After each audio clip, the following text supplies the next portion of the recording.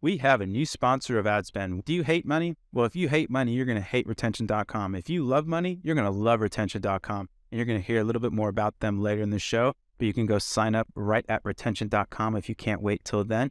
Enjoy the episode of Adspend exclusively on the Triple Whale Network. If you are the coolest kid in high school and then you go into the NBA the next day, odds are either you are LeBron James or you're out of the league. The problem is you're designing your test to set up that you still have no confidence with that data. It might be really good, but it's not doing good at a scalable level. But it is better than just running the hamster wheel of more and more creative tests. All right, folks, welcome back to your favorite D2C podcast. And boy, do we got one. When I told Melwani about this, I threw it by him. I said, hey, Chuck T wants to come on. What you think? And Melwani said, hell yeah. So here we are, the man with the plan, the best dyed hair and nails in the game, a fantastic LA villa. For folks that don't know, Charlie has a beautiful pool. We're in this big group text, and he kept us privy to all the updates. One caveat, building a pool was a little bit more expensive than it seems to be, but hey, that's why we're here, folks, to print the money. And as always, my partner in crime, the slanger of the collagen, the shipper of the campaigns, the best looking Indian on the internet, Ashvin Melwani. Ash, how you doing, brother? Good, brother. How are we doing? Really, really good. So I think you're going to drive this one a little more than past ones. You have a pretty cool idea in terms of kind of going through 3 general testing frameworks that you had come across, right? Yeah, I think let me just get into it, right? So these are all frameworks that I've personally tested myself. Still trying to figure out what the best structure is and what makes sense for our business, right? But I do think there is definitely pros and cons to almost everything, right? Yep. And so Charlie here, I think, is one of the brightest minds when it comes to understanding how meta systems actually work, right? I want to go in through all the pros and cons of everything because I do think that there are some, structures that perform better than others. But I want you to kind of dive in and kind of explain why you think that is, right, the case. So let's, I guess in no particular order, probably one of the most popular account structures, right, is you have a testing campaign and a scaling campaign, right? So yep. The theory here is, you got new creatives that come in every week. You set up a test campaign, set it on broad, let it run for 7 days. Hey, you got a winner. Cool. Let's toss it into this scaling campaign, right? That for a while is what a lot of people are doing. That's what I was doing for a while. There's a lot of nuances there that to me sometimes work, sometimes doesn't, right? And Charlie, I think you can agree to this, that the sometimes doesn't is the issue with this account structure, right? So say, for example, you're testing 4 or 5 creatives in its own environment at a low budget. You move it into this big campaign and it's this the big boys. Can this new ad compete with the big boys, or does it completely mess up the entire structure, right? So Charlie, take it from here. Give us the pros and cons. What do you feel about the structure? Why do you think it's so popular, and what should people really be focusing on? Yeah, well, thanks. And by the way, Rob, if you're in LA next week, cannonball. I'm coming. I know. I'm coming for for Geek X. I'm looking at the pool right now. It is warm. I got a hot tub. It can be heated. Bro, you got your fancy little fireplace thing. I mean, just saying. Chef's kiss. The place is impeccable. To get down to the nitty gritty here. I'm setting a timer so I don't ramp for too long. Because I care, people. I care. So that being said, boom. So can I stop you for a second? The Charlie Redemption Tour is working. Never in a million years would you ever put a timer for your rants. I love this. Whenever you do it, it's working. Keep it going. Okay, sorry, proceed. I'm trying. All right. Start. There we go. Okay, so first thing, why is it popular? Well, it's a very old strategy that absolutely works, and it comes from CPC and inventory-based platforms. So, for instance, if you're doing display or you're doing taboola or you're doing landing page testing, something along that lines, we have a set inventory, or say you're buying on a CPM basis for banner ads on like CNN or MTV or something like that. This is absolutely the way to go because the CPM is a constant cost and because you don't have control over the environment. So the inventory is a constant. So if the inventory is a constant, you're just testing to see what gets you the best result. So in that way, it absolutely makes sense to isolate your variables, see what works, and then amplify the one that does the best. The problem is, at its core, Facebook is not that. And it really hasn't ever been that. It is an optimized CPM environment, optimizing for the end user experience. So at its very core, the DNA of that test, where it comes from, is something that Facebook doesn't do. And part of the reason Facebook is so successful is because Facebook itself is predicated on using a completely different type of technology. So with that being said, a testing method for something that's obsolete, that isn't built for how the code is written, doesn't really make a lot of sense. The second pain point here is that I think most people have the mistaken opinion that your testing starts in your testing campaign, but it doesn't.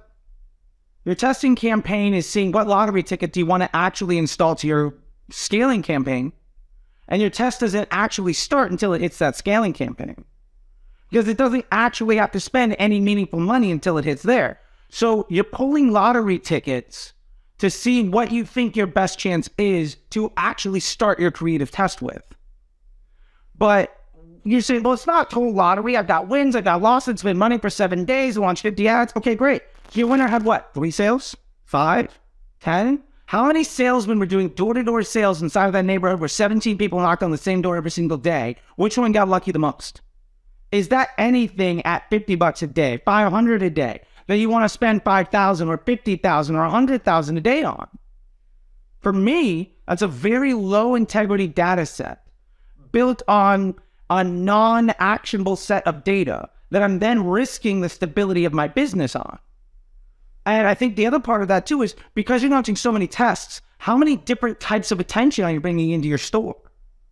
Like any landing page test that you run, as soon as you change the ad or the targeting, basically becomes obsolete. So you're making every after the click optimization effectively null and void just so that you can spend the majority of your money developing losers that raises your cost of advertising across the platform. So you can then take a lottery ticket and bet your entire business on. And your standard operating procedures to do that faster and faster, more and more and more. And I don't see anybody saying that also isn't saying things like, I'm having trouble scaling or Facebook is getting more expensive. And really, it's not that you're having trouble scaling and Facebook isn't getting more expensive. It's that you're creating more harm and reducing the quality of the relationship with the platform. So as a result, it's less effective for you, which on a surface makes complete sense as far as I see. Okay, so a lot of points there. When you're saying it's kind of like this lottery ticket where you're like, all right, I'm tossing up some ads, it's getting some sales, and it's like, okay, it's producing some, decent CPA, but why would you toss that into something where you've been running a ton of money and you're spending, 50, 100K on with the big boys, right? What if, and I think the example you use, like, okay, this ad maybe got 5, 10, 20 sales. What if this ad has been running for quite a bit? What if you do have a substantial amount of budget that you've allocated towards testing where maybe that campaign does have, 2 weeks worth of data that, as you start to scale it up, in its own environment, it is producing results where, okay, I know that this has now gone maybe 50 to 100 conversions, not just 5, 10, or 20. It has a bunch of data, and then moving that over, right? What's the I guess the cons of doing that, or why is that bad? No, and I think there you're starting to leverage you're getting closer to the idea of I don't have a steady, like I'm running 50 creatives for a week, right? You're starting to hedge your bet by saying the things that win, I'm going to keep on. So I like it. You're moving further and further away from letting basically luck be your KPI. But we also have, so that's better. I would say on average, when I see accounts set up like that are doing that testing campaign generally doesn't, either one or two things are happening. One, that testing campaign doesn't take the lion's share of the budget. So it's like 500 out of 5K, or it's like, 10K out of 50,000. Like, it's a percentage. So even something that gets 75% of the pocket change, and it's winning, that is no indication of what's going to happen when it gets access to 80%. If you are the coolest kid in high school, and then you go into the NBA the next day, odds are either you are LeBron James or you're out of the league. The problem is, like, you're designing your test to set up that I'm never, you still have no confidence with that data. It might be really good, but it's not doing good at a scalable level. But it is better than just running the hamster wheel of more and more creative tests. So I like it. It's better. So what is the pushback of moving it into that scale campaign and then seeing how it performs? I think my biggest issue there is, one, at best, what you've done is you set something up you have a lot of confidence with. I'm going to actually start a creative test with this asset. You're just still hedging your bet before the bet actually starts. The problem is it's also in direct competition with, so it's not competing for in like a CBO environment where Facebook is choosing which bucket to put in money in. This is just a separate bucket. So it's a competitor. It's not complementary. So you also don't have any idea of how it's impacting your business after the click. You have no idea if it's a prospecting, retargeting, where it's going to fit in the mix. And you don't really have a good idea of how it's affecting your incremental results, off Facebook. So it's a much higher confidence way of testing things, but you're still sitting at a spot where I have no idea what this winner actually means to my business. And hey, look, probably, at least at the time or more, it's going to be good for you. And then at that point, my pushback is, well, great. So it took you 3 weeks to identify a winner that could have been a banger on day 3. Like, if it is that good, the opportunity cost is massive. So, I mean, if it's great, why not let it be great?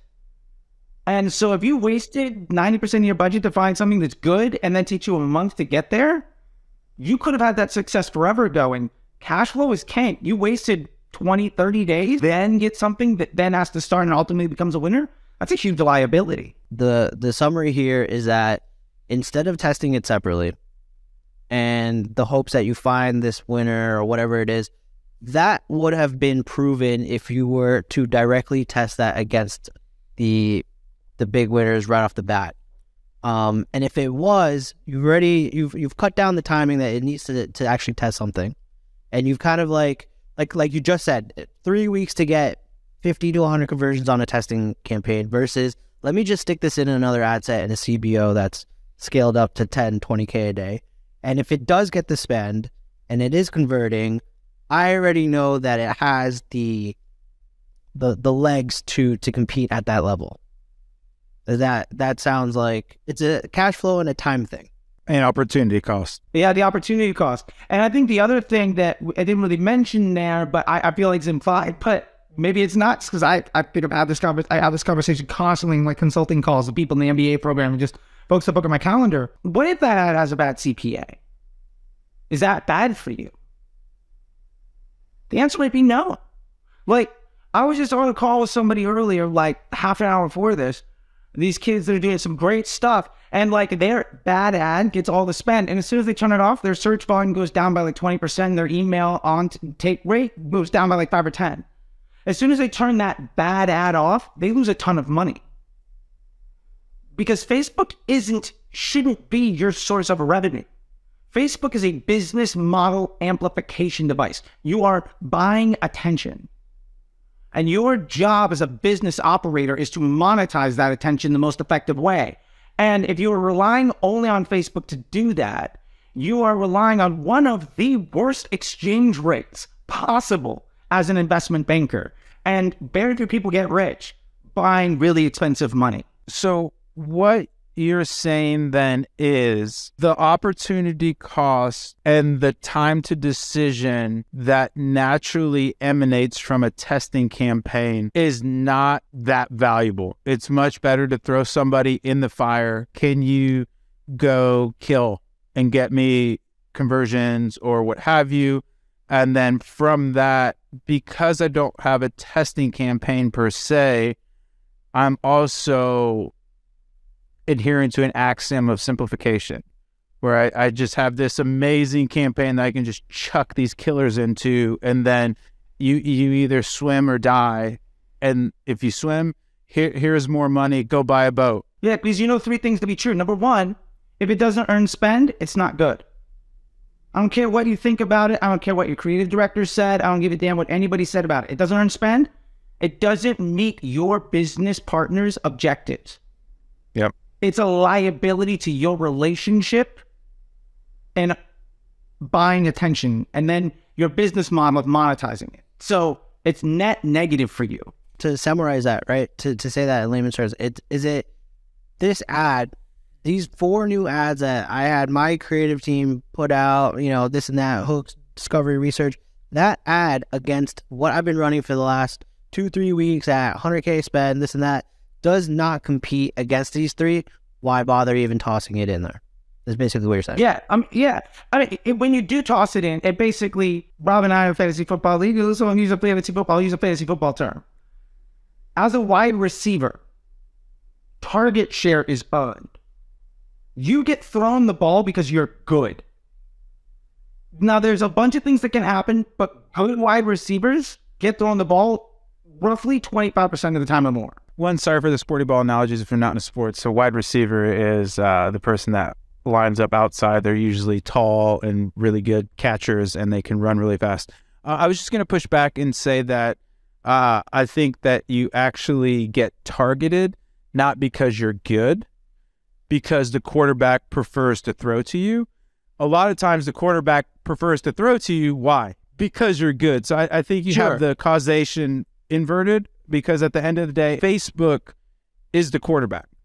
And if you're good, they're going to throw you way more impressions cheaper than this other receiver that possibly could score a touchdown and have this Tyreek Hill style speed, but I don't know if they're going to catch it. So I'm going to actually go to this other person that I know I can rely on to catch. Facebook's business model as a brand, what they do is they retain attention for as long as possible. Google and Amazon, their business model is to get you off of Google and off of Amazon as quickly as possible. So the business objective of how to be good at Google and how to test for that is, how do I give somebody what they want so they leave? Facebook is, how do I give somebody what they want so they'll stay? So if that ad doesn't get spent, Facebook and whatever they've decided is, this is a liability to our business model. You've given us 12 choices. This choice costs us money. We're not going to let you do it. We're not going to spend there. Or if we do, the CPM is going to be really high. Or so it's going to get leveraged out. So if that ad doesn't get delivery, it's a clear sign that for whatever reason, it's ultimately not meeting the business objectives of your partner. And ultimately, you don't have control over what ads get shown and debut. And if you did have control, that would require you making literally thousands of decisions every second, 24 hours a day. That's impossible. So it's a machine, right? And so your job is, how do I set up my business partner to be effective? Because at best, I can only micromanage a bunch of variations of my business partner. And usually when I do that, I get a much worse result. What do you say to the people who are like, okay, well, I've spent $5,000 on this creative. I need to see if it has some legs or whatever it is and if Facebook's not going to spend on it, well, I have to force spend on it and see what happens myself, right? What do you say to that? Great question. Yeah, I get that a lot. And I will say this.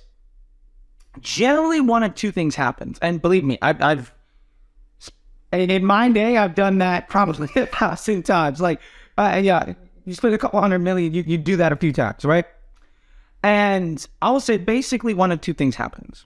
Number 1, that ad does really well in Facebook. The CPA looks great. And then say, okay, cool. So what I need to do is not trust Facebook at all.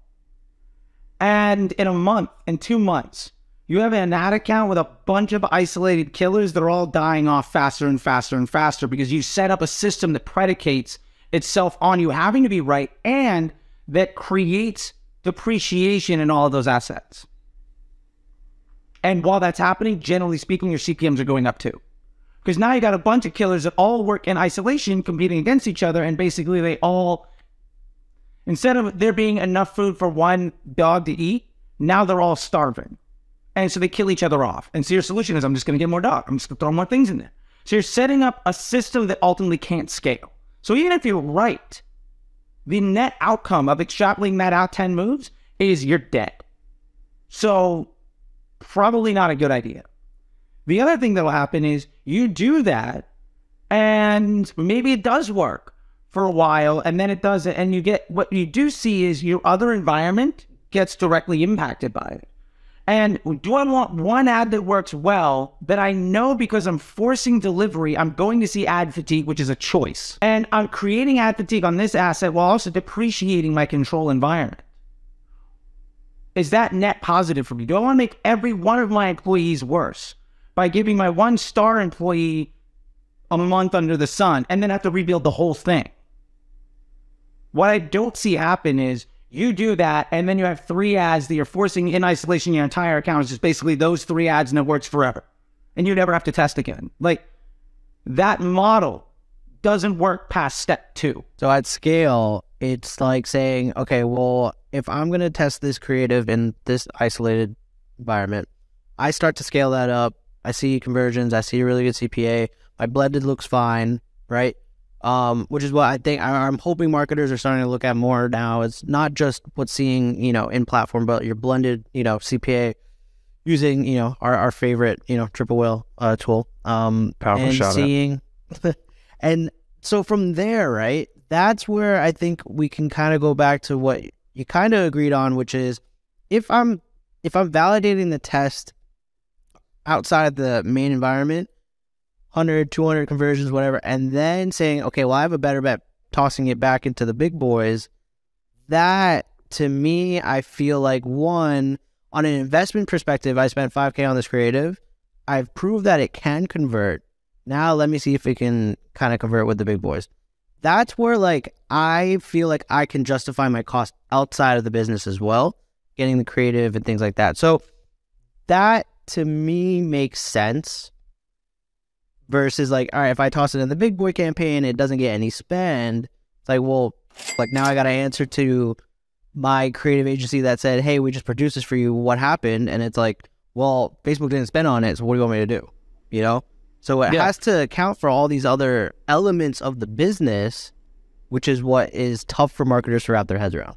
I will say that, at a small degree, I understand that. And let me take, at 310, for instance, I had $100,000 a month budget on the acquisition of influencer user-generated content. I had $100,000 that I had to spend every month. I had this exact conversation with Tim, CEO of iRecon that owns a bunch of things. And what we got down to was, I got him to buy into the idea, and ultimately it was a mutual decision between me and Marina Randolph, who is our present former VP of Guthrie Banker. She's a G, by the way. Check out Marina Randolph if you don't know it. Rob has met her, maybe. I think so. What we came down to was the reason we're paying money to outsource creative is because if we get an ad that we can spend $1 million on, it's worth everything else. The point is, I want to be able to say, now let's take it to the nth degree. I've got a very simple campaign where I've got 4, 5, 6 control ads. And I know the frequency and the CPM by day on these ads. And I know how they're affecting my omni-channel marketing. And I've got the incremental lift nailed down. I can go to my creative team and say, I need a video ad that will target mid-funnel, that's going to have a better CPM or CPA than something else. Here's the thing it has to be. Now my creative shop isn't just dumping out things that they like. And now my creative test can last for weeks or months. Because say it does work and my blended CPA improves. Well, the net output of that is I can probably just spend more money on Facebook.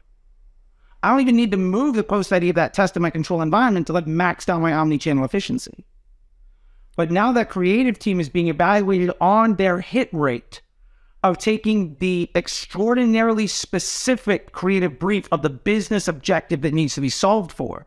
And they can deliver hits often enough to pay for themselves. And at Under Outfit, we had an ad that was quite literally from a photo shoot. I built it in the slideshow. I think Felix built it in a slideshow in Facebook's ad unit. Like just here's an ad, here's 5, 6 images, put it in a little video. That one ad spent like nearly $2 million.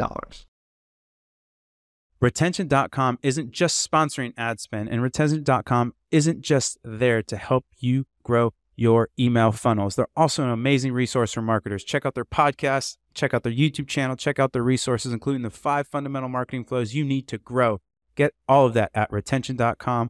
The link is in the description below. I want to interject here a little bit because I love both of the perspectives, but I don't know where you landed on this, Ash, but I think I might be trending more towards, and you're going to kill me, blasphemy, Charlie's side here, because for me, the situation you get into there is good money behind bad money. If they created an ad that is not performing, do you really want to spend $10,000 to validate that this ad does not perform or whatever percent of budget? And so I think for me, it's a little bit more what Charlie's saying is that you need to have the creative agency more aligned with what you want out of them. And there also needs to be, if $5,000 isn't a lot of money to that business, that's fine. But I'm more of the ilk of, because I've done this as well, where, RIP, the creative agency, but we were building ads in Canva that were destroying these high production ads. And so it got to a place of like, dude, we don't need to spend like $20,000 to run this ad account on creatives. Let's spend it more on ads, or let's throw events, or to Charlie's point, let's hire influencers. And so I love the example because I think it comes up a lot, but I think that it is, it can be a bit of a siren song of like, oh my gosh, I spent all this money on this ad. Like, can flip it into brand awareness, start smashing it across organic, start trying to get some more mileage out of it. But just like there's a economic thingy to get nerdy, of sunk costs. Like that money spent, dog. You pumping the tires on this car that doesn't have an engine. Like, is that really like, I think one of the jobs of media buyers or CMOs or marketing leaders is capital allocation. Maybe you took a bet in that you got the $5,000 done, and it's an amazing video, but in your heart of hearts that like, this isn't a pro. This isn't it's not going to win. And so how can I get the maximum amount of value from this asset without having to put good money behind bad money? So that would be my only pushback to that thing. And again, I think where it gets really tricky is when this is the founder or a high up's brainchild, and you have to be very understanding of the politics of that, because it's very hard to call your baby ugly. And so what I would do is lay out the land of like, okay, cool, we spent X amount of dollars on here, you have me budgeted for Y amount of dollars.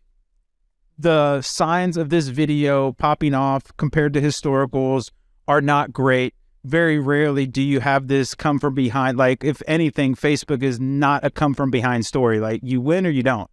And so then you get to a place of like, here's what's going on. But at the end of the day, it's their money.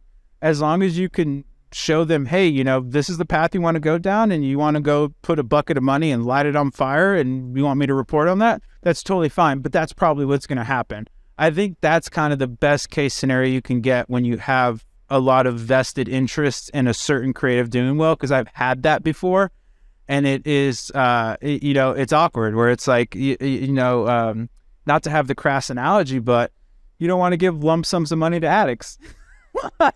It is what it is. That money is gone, dog. That money's gone. No, and it makes total sense.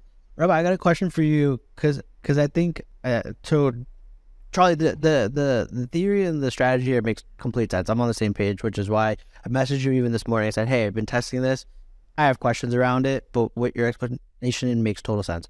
Rabba, question for you now, right? Because what you said also kind of like, as a founder or operator who kind of understands this, right? But now you have a team sorry, we're moving away from like the tactics of like ad account structure, but say you have the team where like I have my video editor who's taking his time, editing videos, this and that, all for him to come back and say next week, like, hey, how did that one video perform? I was really looking forward to that and seeing what happens there. and I have to go and say like, well, Facebook didn't spend anything on it. We got to move on to the next idea, right? And he's just like, well, what if it did work? What if we separated it out? What if we did this, right? How can I now, as like a manager, a person in that managerial role, now have this person understand that when it's technically not exactly their role as like a media buyer to understand why, but have them feel like, hey, their work is being valued, and two, like, we're not just like tossing their shit to the side and just moving on to the next thing, right? Absolutely love this question. I want to get your viewpoint too, Charlie, but this is super near and dear to my heart. One of the companies that was a client was an Australian public company, really big iPhone app. And the way we got around this was gamify it. And so essentially you have your creatives, and every week we'd run a test. And to Charlie's point, we throw it into the mix and you try and dethrone the champion. If you don't dethrone the champion, it is what it is. You can get, we had, the way we ran it was essentially we would greenlight one core concept. The creative agency would give us 4 iterations of that core concept. And then we'd run all those iterations. And then we would, you win or you didn't. And there wasn't any, oh, you didn't give me a fair shot or anything like that. We were, here's the amount of, and to be fair, Charlie, we did do a little bit of testing, but there was, because there were certain variations of people we did want to draft into the big leagues. But that was it, where it's like, dude, you get X amount of shots to make it, and that's what you have to work with. So, I mean, the creative, I don't think will get too caught up in the too long didn't read is the systemization portrayed a feeling of fairness, where to your point, like, oh, my creatives were getting a shot. Did this beat the champion creative? And a lot of times it won't. But to Charlie's point, like, if you can get going back to the sports analogies, there's 5 person on a basketball team. If you can get an awesome like 3rd player, 4th player, even like a 5th player that are still contributing, but you still have your superstars there, that's a win. And so for me, that systemization of getting in that cadence of the creative of like, here's our core concept. You need to develop these core concepts. Give me 4 iterations. Let's run these 4 iterations against the champion. And it was really fun. It was one of the better meetings of the week because everybody was excited. Like, the creatives aren't in the ad account. And as the media buyer, I got to do all this analysis and stuff. And so that was something that I found really helpful to alleviate not only the anxiety of the creative, but bringing a helpful structure around everything. And then it also gave you something to send to management or your boss, right? Like, here's the creative test we ran. Here's what our champion creatives are producing. Did we beat this week? No. And dude, I was there for almost 2 years. And I think like there was 4 times we were able to dethrone the champion out of, 50 tests, maybe 60 tests. So it's what I guess the too long didn't read. And I want to take like a meta level here, no pun intended, is that the best media buyers I know don't think of things in good or bad. They think of things in the scientific method. Here's my thesis. Here's where I think it's going to end up. And then you measure, and here's where it ended up. Because if you get caught up into that good and bad stuff, to Charlie's point, you start to just chase luck versus being able to have a systemic viewpoint of like, this isn't good or bad. Like, the ads aren't mad at me or the ads don't like me.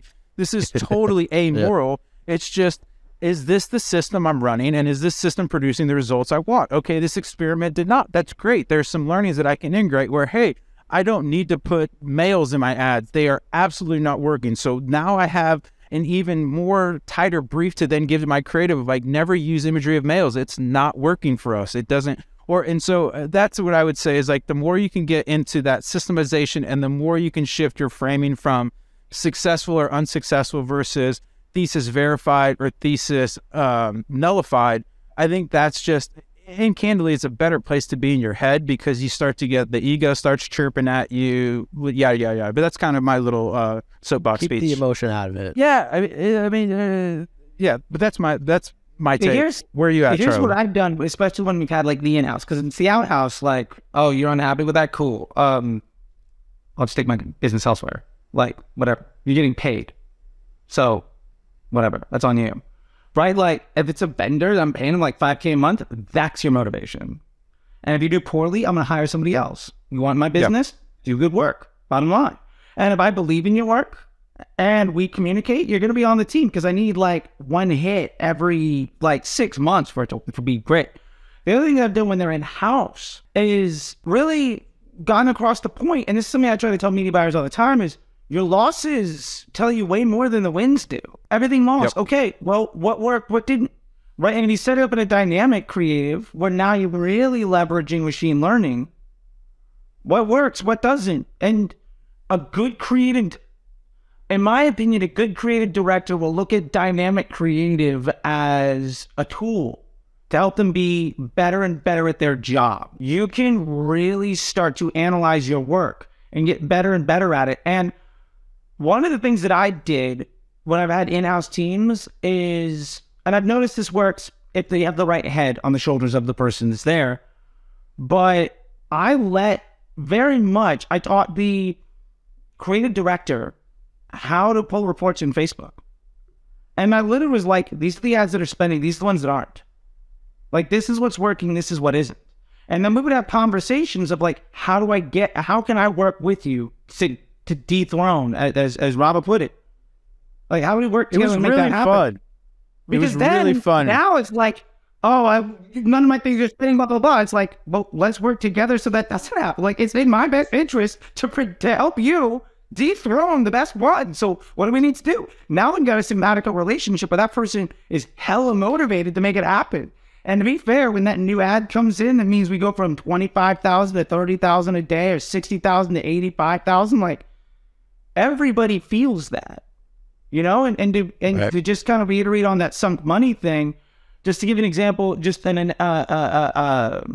worst sunk money situation. Hold on, I gotta pause there. For people that are listening, Charlie had this very philosophical lean in. So this is going to be something interesting. If you're not watching, if you do want to watch, you can go over to youtube.com/triplewhale. You see that YouTube plug, kids? That's what you call pro. Okay, go ahead, Charlie. So I'll give you an example of my biggest fail at making this call. It was a $100,000 call, and we lost another $175 on me chasing it. And I got written up badly by someone who's like, I don't know what to, I paid a Kardashian $100,000 to shill the shake. I think we made $15K on it. And I chased that with another $100,000+. I think on $175K. So we were out almost $300,000, more or less like $250 after the profit. I mean, hey, this is a business. I went in there, they were doing about 18. I left about 20 months later, they're doing 95. But still, $250,000 is a lot. Yeah. And like, that's where I learned that lesson of like, you just can't, you just never know. Yeah, of course. And the worst thing ever, the thing that was just the knife in the chest, the best ad we had running at that time was a stupid picture that the receptionist took in the kitchen making a shake with an iPhone. And it was like an iPhone 6. And we just threw it up as an Instagram story, and it got like 500,000 like whatever. It hurts. We used to like when I was at that agency, we had some pretty big spenders, and we had this like lead generation, essentially like an insurance, like wealth management kind of company or whatever, did absolute numbers. We were spending $1 million a month, like real money. The weird thing was though, they would they had to link it to their kind of lead flow, and we would have to cut off ads all the time because like either budget. Anyways, too long didn't read. We had like every single big gun, super fancy creative agency. And this stupid fucking picture, it was literally that cheesy picture of the company people in front of like the branch office. Oh yeah, I remember this one. Never dethroned it, dude. And it was the bane of my existence because I was like, this is so terrible. And it was just the amount spent behind it and the social proof. Anytime you gave that any sort of like spend again, it would just crush everything else. And that was one of the most frustrating things ever, because everything in my being was like, this is the worst ad ever. Like the copy was terrible, headline was just absolutely slayed. So kind of to your point, Ash, of getting that was a very good learning for me to not become emotional, because I was like, it was almost like the basketball player that you hate or something that just would win. You don't get it, and they would just every time beat anything that you threw at it. It's like Dennis Rodman back when he was in Texas. Oh, dude, it was so frustrating. It was so frustrating. And so, I mean, for me, the too long didn't read. It was just like, never be attached or have dogmas, because the weird can win. And you as a media buyer or as a founder, you have two choices. Do you want to be right or do you want to make money? Yep. That's it. Right. You want to be right? That's cool. Give me another $10,000 to test behind this beautiful high production ad. You want to make money? Amazing. I will do that as well. And so I think as an agency or somebody that is working with clients per se, you really just need to constantly reframe it as it's not your money. And so you need to say, hey, here's the way I could deploy your capital. Here's what I think the expected outcomes are. Which way do you want me to drive? And, if it gets to a place that it's really unpleasant for you anymore, then, hopefully you could be in a financial situation that you can maybe move on from that engagement. But at the end of the day, you're driving their boat, and you need to be cognizant of basically everything you're saying is going to be a recommendation. Ideally, it gets to a place of where it becomes a decision, but being able to lay that groundwork and help the founder or whoever your boss is at the time understand the implications of their actions. And sometimes they say, F it, drive the car over the cliff. It is what it is. But I think that's something that also helped me out a lot running agency life, was understanding personalities and just being like, hey, man, we'll run whatever strategy you want. But at the same time, that's why you're giving me the money, is to come up with this strategy. So anyways, a little ranty there, but man, this has been a great talk. Products have different personas, right? So you're going to have so let's take our collagen burn, for example, right? You have the weight loss audience and you have this beauty audience, right? Yep. Charley, do you go at this product from two different sides, and does that become two entirely different funnels that for one product, do you create two different funnels? Or are you trying to find which aspect to hit that has the best efficiency? And so you're kind of putting up, ads that kind of hit both or target different personas against the same test against your winners. Or if you're like, okay, I know there's two separate audiences for that, I'm going to treat them completely separate. I don't know if that made sense. No, it totally makes sense. I would look at this in two ways. And the first thing I'm going to do is a PSM analysis on those audiences. I want to know, that beauty buyer, do they behave the same as the weight loss buyer? Or right? Do they behave the same? Do they have the same second purchase rate, LTV, CPA? Do the unit economics of that type of buyer match? And if so, then yes, it's one business objective, one campaign. If the unit economics of that attention are different, then I will separate them out with different business objectives. And ultimately, one of them is probably going to be better for me. And to be fair, under outfit, I know that a woman under the age of 35 that buys a bra, she's going to come in and buy one. Then she's probably going to come back and buy three, get one free, and then trickle in on a new one every few months and you drop a color. I know a woman over the age of 55 is just going to have to buy three, get one free every 4 to 6 months. She's more expensive, same product. The LTV on the older woman, much better. The cash flow analysis, though, is much different. Because they don't get the one sale and then the immediate bump and then the trickle. Why I just get the hit. So now I need to understand what's my business objective. So if it's Q4, I'm going after all the long money I can. I'm going after that older woman that's going to spend more money because I know I'm getting them at a discount. A lot of people make the mistake in Q4 of offering discounts, which is the dumbest thing ever. You're getting the people to buy from you for a cheaper cost. Buying intent is higher. So you're getting the sale for a lower price. You're accessing higher LTV at a larger margin. So in that case, I'm going to go after long money in Q4. Q1, I'm going to go after the short money. So at the time Q2 comes back in and we see, oh, it's April. Oh, my costs are rising. What's wrong with Facebook? But this has happened 10 years in a row. By now you should expect it. And what happens for me? The long money from Q4 hits and the short money from Q1 hits. And so now Q2 and Q3 is all CRM. And I can work on my business model. What can I do better as a business? So that when Q3 and Q4 hits again, I can vault even higher. I've done it a few times and I'm now 5 businesses in, just making 8-9-figure businesses for an exit. And I'm about to do my 6th in the last 5 years. There's a pattern. There's other ways of doing it. Some people might go retail.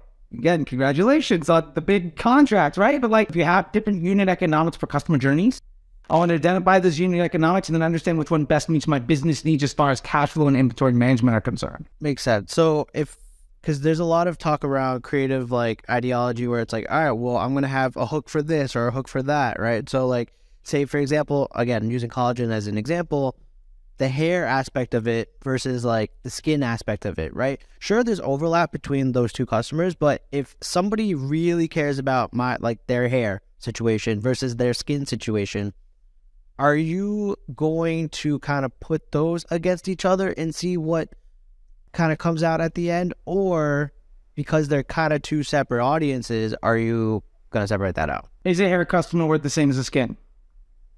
And the honest truth is, maybe a hair customer has a lower CPA and the LTV is terrible. Well, I'm going to make the decision. I'm basically never going to buy that person. Right. Because ultimately, too, like, what am I spending? $50K a day? $100K a day? Do I need to focus on a different type of buyer? Probably not. So, am I going to cost, if I can make a nickel or I can make a quarter, I can make a profit on the nickel, but it costs me 20 cents to do it.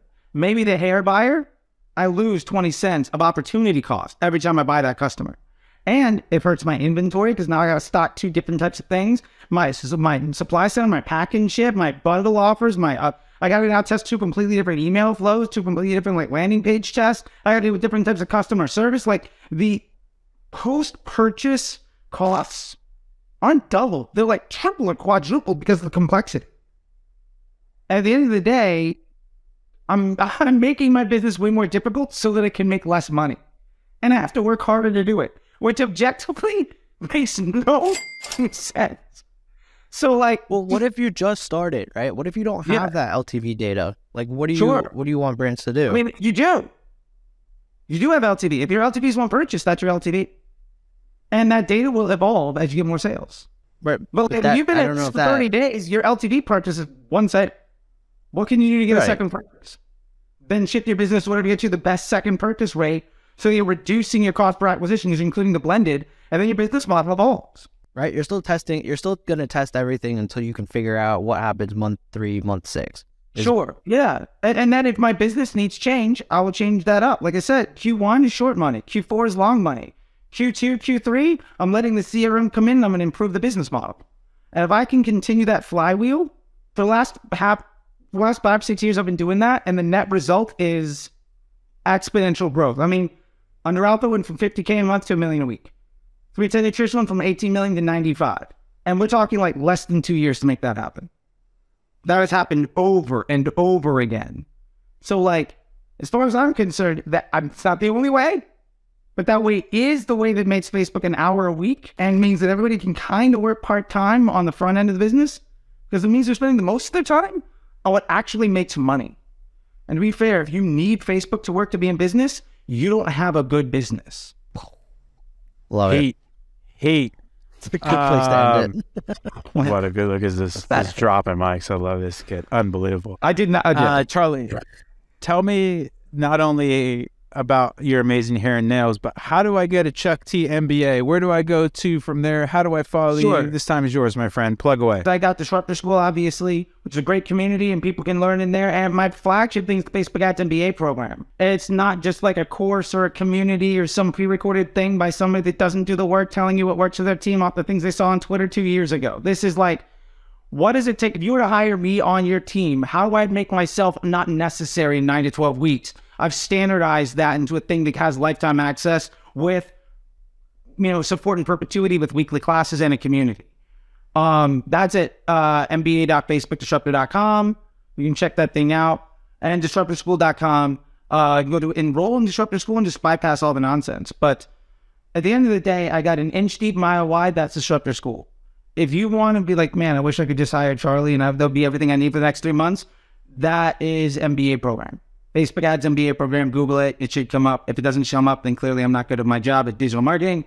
And like, that was probably the single highest payback investment. What I will make is I will tell you this. You're going to get the standard operating procedures and the support to take you to what you need to be successful.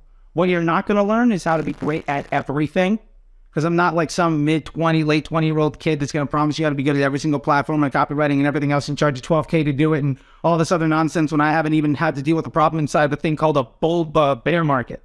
Like, I've done this over and over again. I've been doing it for like a decade. Over $1 billion in revenue driven. How do I make myself so you don't even need me? That's the Facebook Ads MBA program. Boom. There we go, folks. Go get you some knowledge. Now, after you get your Facebook MBA, you might jump in the car. You might turn on a little LCD sound system, hit the window, Nice. drive by some stores, and then all of a sudden you just see the shining, glowing sign, and it catches your eye. It says Vitamin Shop.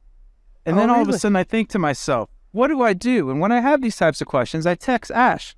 If I text you, Ash, that I'm sitting outside a Vitamin Shop, what would you tell me to do? Why the hell are you sitting outside? Get your ass inside and pick up Avi Super Collagen Protein. Let's go. And post it on Twitter. Send me a picture. But yeah, catch me on Twitter at @AshBelwani. Mentor Pass.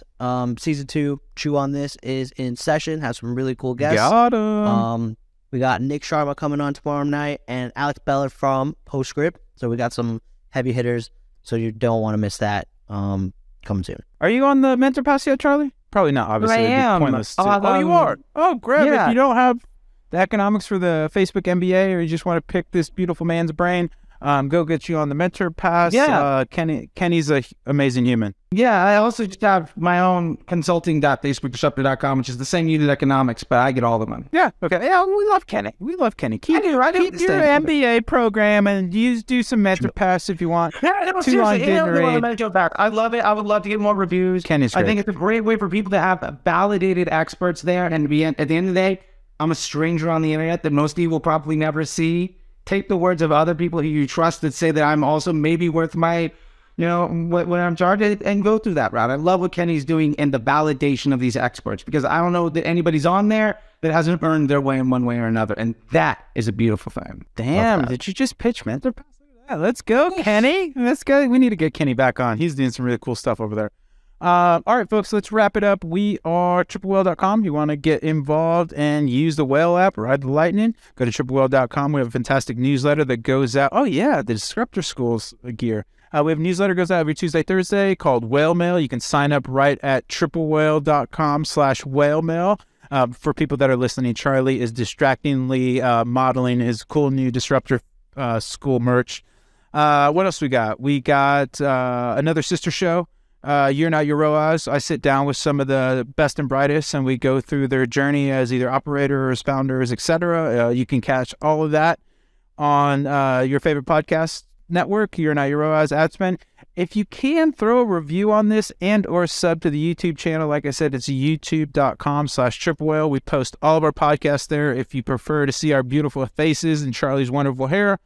The last thing, merch giveaway. What's the safe word, Charlie, for this episode? Oh, the safe word for this episode? Let's say it's pine. Didn't we get that already? There's too many swingers that come on this show. We've already used pineapple. Look, let's, we don't have to use pineapple. Call it the brown acid. Let's go with that. Give me one more swing.